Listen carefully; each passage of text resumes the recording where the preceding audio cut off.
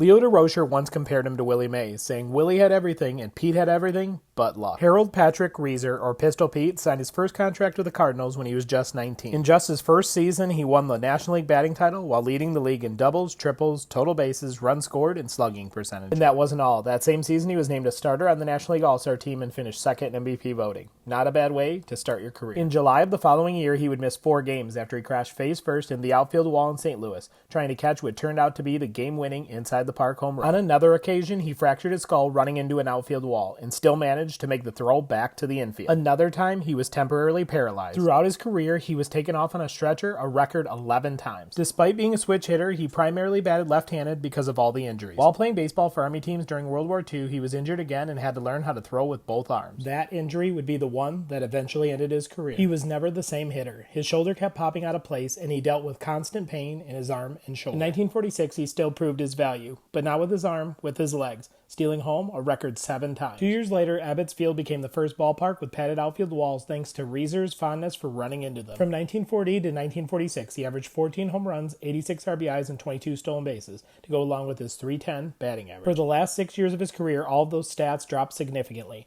During that time, he averaged 8 home runs, 52 RBIs, 10 stolen bases, and a .271 batting average. His career consisted of him jeopardizing life and limb in pursuit of whatever the game required. Eventually, he did go on to become a coach for both the Chicago Cubs and the California Angels, but one can only imagine what would have happened if he wouldn't have played the game with such reckless abandon. Want more baseball content? Hit that like and follow button.